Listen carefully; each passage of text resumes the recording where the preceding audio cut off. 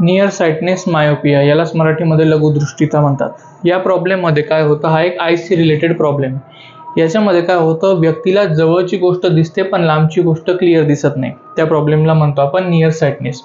जसं की फर्स्ट केस बघा, या ठिकाणी इथून हा जे लाईट रेज हे का जवळच्या ऑब्जेक्ट कडून येत आहे, म्हणजे डोळ्यांच्या जवळ एखादी जर वस्तू ठेवली तर तिचे लाईट रेज आपल्या आयबॉल मधून पासून लास्ट रेटिनापर्यंत पूर्ण पोहोचत आहे.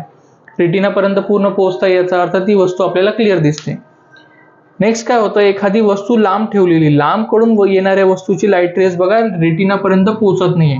ते रेटिनाच्या आधीच मिडवे मध्ये एकमेकांना जॉईंट होत आहेत.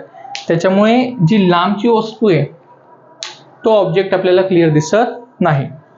हा प्रॉब्लेम जो आहे नियर साइटनेस, हा मेनली दोन रिझनमुळे येतो. एक की ही जी आपली आयबॉल्स आहे याची जी कन्व्हर्जिंग पॉवर आहे ती कन्व्हर्जिंग पॉवर जास्त होऊन जाते.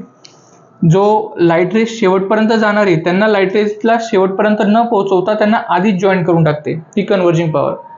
सेकंड रिझन काय, आयबॉल आणि रेटिना यांच्यामधले हे जे डिस्टन्स आहे हे ज्यावेळेस इन्क्रीज होतं त्यावेळेस पण हा प्रॉब्लेम येतो. तर नियर